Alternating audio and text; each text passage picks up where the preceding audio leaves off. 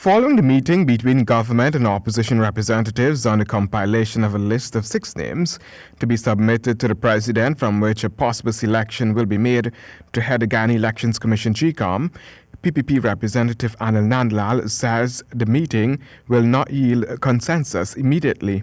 As the names are exchanged, we will hopefully we will continue to find commonality until we eventually arrive at a 6 that would be mutually acceptable to both the leader of the opposition and the president, as is contemplated by Article 161(2).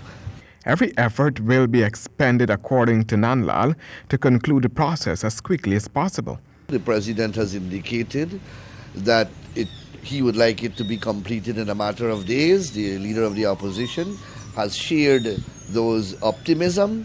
Director General in the Ministry of the Presidency, Joseph Harman, says it is important for the people to have a chairman of the Elections Commission that all sides can be pleased with and will represent the interests of the people of Ghana.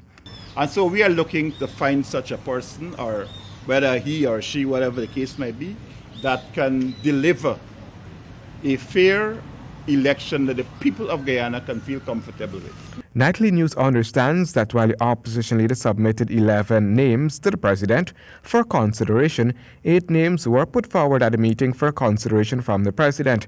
Among those are 2 former PNCR members, both businessmen, Stanley Ming and Katz Khan, former Solicitor General Kim Kite, head of the board of the Georgetown Public Hospital Corporation, Attorney at Law Cassandra Alds, retired Justice Stanley Moore, retired Justice Claudette LeBennett, economist Dr. Aubrey Armstrong, and former GECOM chairman retired Justice James Patterson. Just last week, the president was asked whether Patterson was going to be considered for the post once again. This was his response. With respect, Justice Patterson is part of Guyana electoral history. I don't want to go back to that. We all know what occurred, and he is very graceful. I think during the brief period that he was chairman, he steered the commission forward, and I'm quite satisfied with his performance. The CCJ has ruled, and I am not going to go back to that issue.